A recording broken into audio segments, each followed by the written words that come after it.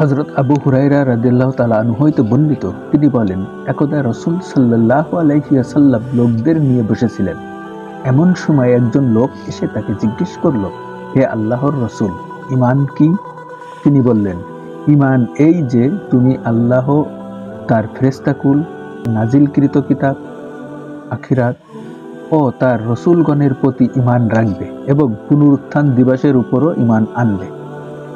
লোকটি আবার জিজ্ঞেস করল, হে আল্লাহর রসূল, ইসলাম কি?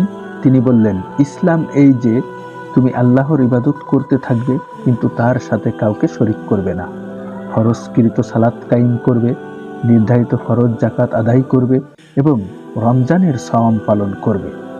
সে আবার জিজ্ঞেস করল, হে আল্লাহর রসূল, ইহসান কি? তিনি বললেন, তুমি এমনভাবে আল্লাহর ইবাদত করবে যেন তাকে দেখছো। যদি তাকে না দেখো তাহলে তিনি তোমাকে দেখছেন বলে অনুভব করবে। সে পুনরায় জিজ্ঞেস করল, হে আল্লাহর রসূল, কিয়ামত কখন হবে? তিনি বললেন, এই ব্যাপারে যাকে প্রশ্ন করা হয়েছে তিনি প্রশ্নকারীর চেয়ে বেশি কিছু জানেন না, তবে আমি তোমাকে তার কিছু নিদর্শন বলে দিচ্ছি। যখন দাসী তার মনিবকে পোশাক করবে, এটা তার নিদর্শন সমূহের মধ্যে একটি। আর যখন বস্ত্রহীন জুতাহীন ব্যক্তি জনগণের নেতা হবে, এটাও তার একটি নিদর্শন। আর মেষ শাবক ও ছাগলের রাখালরা যখন সুউচ্চ দালান কোঠা নিয়ে পরস্পর গর্ব করবে, এটাও তার একটা নিদর্শন। প্রকৃতপক্ষে যে 5টি জিনিসের জ্ঞান একমাত্র আল্লাহ রাখেন, কিয়ামতের জ্ঞান তারই অন্তর্ভুক্ত। অতঃপর নবী সাল্লাল্লাহু আলাইহি ওয়াসাল্লাম নিম্ন বর্ণিত আয়াতটি তিলাওয়াত করলেন।